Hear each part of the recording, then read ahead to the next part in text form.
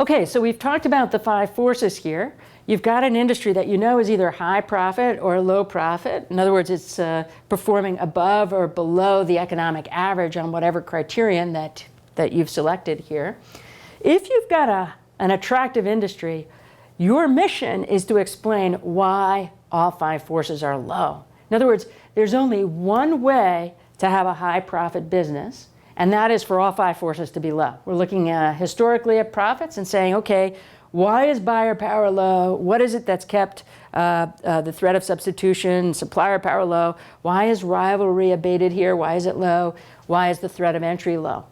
The more complicated situation is actually the situation where an industry is unattractive because the problem could be in any one of the 5 forces. I want to distinguish between 2 situations that are very interesting with regard to low profit industries. The first is a situation where no value is being created whatsoever. Buyers don't want to buy what you're selling as an industry. Suppliers aren't interested. The threat of substitution is high. Most industries in this category that don't create much value fall into 2 categories. One, they're old industries that are sort of on their last legs. They've been subjected to a lot of innovation, and maybe they've been disrupted, and got an old, think of the typewriter industry, buyer power there is pretty high, supplier power there, nobody really wants to can build a career in making typewriters anymore, and the substitutes are, of course, famously the personal computers and everything that's come since. So, you're not creating much value in that business here. The second example is what I often think of as lame entrepreneurial ideas that have not yet developed here. So, for example, frequently my students will come up with business ideas that are not yet tested that they'd like to experiment with. And the first thing they've got to do is to try to figure out whether or not buyers will want to pay for whatever service they're conceiving. So, for example, I had a group of students who wanted to create a laundry service on campus for undergraduates. Well, it turns out that undergraduates, if they have a couple of dollars in their pocket, are not going to allocate them necessarily to getting their laundry done.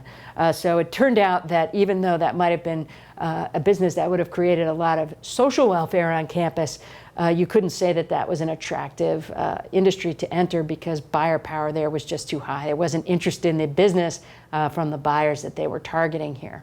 So we've got situations where industries are not creating value.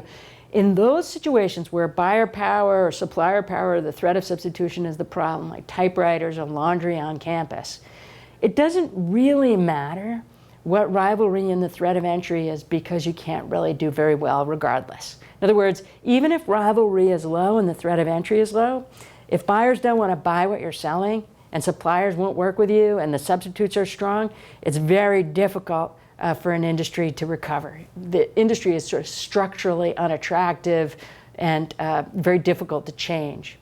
Now, let's paint a different picture now and look at a different case. Let's consider an industry where value creation is actually relatively high. My favorite example of this is the eyeglasses industry. I've, ever since I turned about 40 years old, have needed reading glasses here.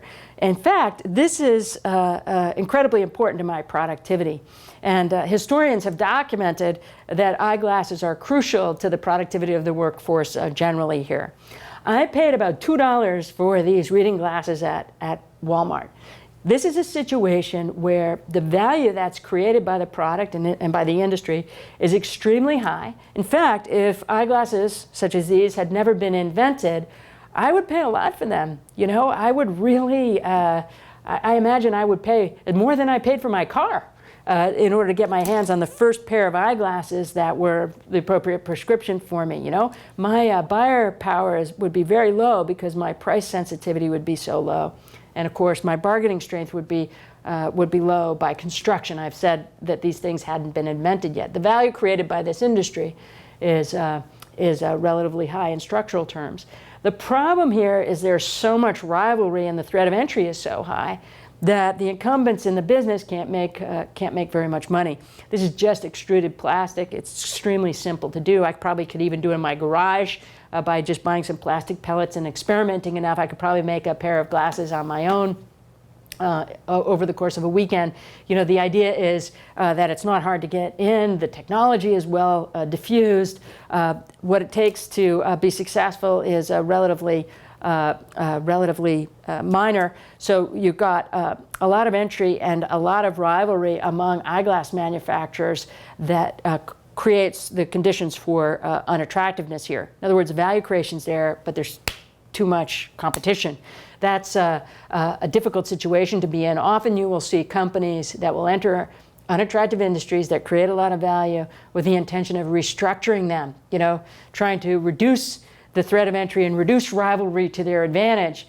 And of course, the famous quote by Warren Buffett comes to mind. He says, when faced with an entrepreneur that wants to change an industry, and an industry that's unattractive for this reason, unfortunately, he'll bet on the industry beating the entrepreneur every time.